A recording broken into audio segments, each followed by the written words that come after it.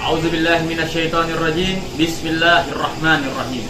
Assalamualaikum warahmatullahi wabarakatuh. Warahmatullahi ta'ala wabarakatuh. Alhamdulillahi dzil jalali wa syari'il harami wal halali. Tsumma salatullahi ma salami ala nabiyil mustafa tihami amma ba'd. Kami selaku keluarga besar Habibana Bahar bin Ali bin Sumit dan juga selaku keluarga besar Pondok Tajul Alawiyin dan juga anak-anak majelis daripada majelis MPR, pada malam hari ini kami mengajukan keberatan terhadap pemerintah yang zalim, yang dimana tidak ada keadilan sama sekali di dalam penangkapan Habibana Bahar bin Ali bin Sumit. Yang pertama, beliau dijemput pada jam 1:30 atau setengah 2 malam.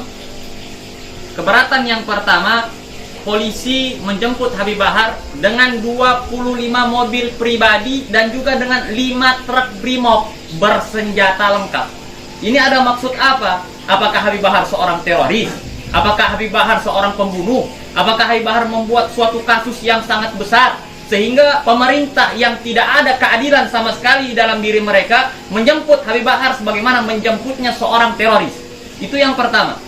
Kemudian keberatan kami yang kedua, ketika Habibana Bahar dijemput, beliau minta izin agar ingin bertemu terakhir kalinya dengan istrinya dan juga dengan keluarganya. Tapi apa jawaban daripada pemerintah yang zalim? Tapi apa jawaban daripada para aparat pemerintah? Mereka tidak mengizinkan Habib Bahar yang terakhir kalinya untuk bertemu dengan keluarganya. Itu yang kedua.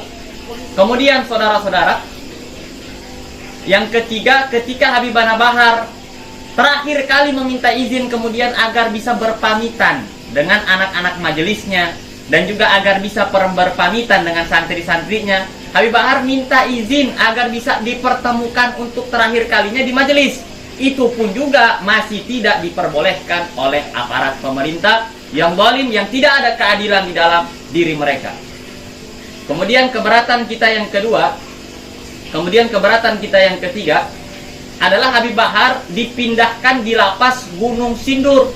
Padahal tempat awalnya beliau itu di lapas Pondok Rajek.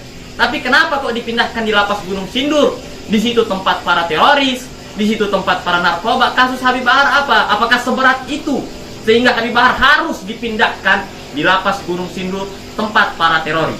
Padahal jikalau kita melihat tempat awalnya beliau di Pondok Rajek, beliau harus dikembalikan di Pondok Rajek. Itu yang keempat.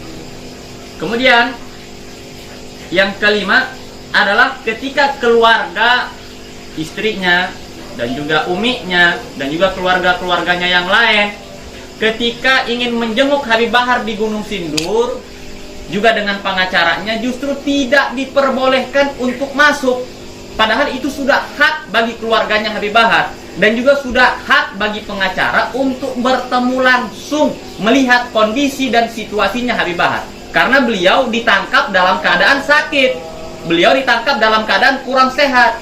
Keluarga pun akhirnya ingin menjenguk kepada beliau dengan tujuan untuk membawakan beliau obat dan tidak diperbolehkan untuk masuk. Kemudian banyaknya akhirnya orang-orang yang berdemo ketika itu baru diperbolehkan masuk jam 8 malam. Nah, ini ada apa? Padahal ini sudah haknya keluarga untuk masuk, malah tidak diperbolehkan untuk masuk. Nauzubillah min dzalik. Ini sudah jelas-jelas ketidakadilan yang ada di negaranya kita dan juga kezaliman terhadap para ulama. Itu keberatan kita yang keempat. Kemudian keberatan kita yang kelima adalah ketika para keluarganya dan pengacaranya sampai di Gunung Sindur bertemu dengan Habib Bahar, polisi menjanjikan agar diisolasi Habib Bahar selama 6 hari 6 malam di Gunung Sindur.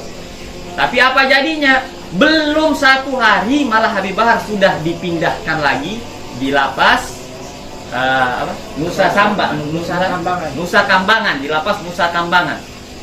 Nah, padahal polisi seharusnya menepati janji mereka untuk mengisolasi Habib Bahar selama 6 hari 6 malam di Gunung Sindur. Tapi mereka pun mengingkari janji mereka. Itu keberatan, kita sangat-sangat keberatan. Kemudian kita juga keberatan karena ketika Habib Bahar dipindahkan di Nusa Kambangan, itu tidak ada kabar berita dan juga tidak ada kabar sama sekali, pemberitahuan kepada keluarganya sama sekali. tiba-tiba dipindahkan saja tanpa ada pemberitahuan sama sekali. Kita sangat-sangat keberatan. Padahal sudah haknya bagi keluarga untuk mengetahui ketika Habib Bahar dipindahkan. Dan 3 kali pindahan ini pada waktu malam seakan-akan ini seperti perpindahan penculikannya orang-orang PKI. Karena PKI di waktu malam mereka ketika ingin menculik para jenderal-jenderal. Nauzubillah min dzalik. Nah juga saya serukan kepada seluruh umat Islam. Saya serukan kepada seluruh para habaib, kepada seluruh para ahlul bait. Jikalau satu dari ulama kita sudah disentuh, satu dari ulama kita sudah didolimi, maka besok ataupun lusa pasti ulama-ulama yang lain akan didolimi dan juga pasti akan disentuh oleh orang-orang dolim. Oleh karena itu kita buktikan keberanian kita. Oleh karena itu kita buktikan nyalinya kita dengan pembelaan kita terhadap kasus Habib Bahar bin Ali bin Smith untuk melawan pemerintah yang dolim. Sekarang kita mempunyai 3 pilihan. Pilihan yang pertama bagi seluruh rakyat adalah mati karena corona. Pilihan yang kedua adalah mati kelaparan di rumah. Dan pilihan yang ketiga adalah mati jihad fisabilillah. Dan pilihan ketigalah itu yang menjadi pilihan kita sebagai pilihan umat Islam yang dipilihkan di dalam syariat Islam. Oleh karena itu, saudara-saudara, mari kita buktikan pembelaan kita kepada para ulama. Mari kita buktikan pembelaan kita terhadap agama. Jangan kita biarkan pemerintah-pemerintah yang zalim. Jangan kita biarkan mereka mulai menunjukkan taring mereka untuk melawan syariat Islam. Maka kita harus dengan nyata, maka kita harus dengan berani untuk melawan mereka, berjihad walaupun jihad kita dengan lisannya kita. Mungkin hanya ini yang bisa saya sampaikan.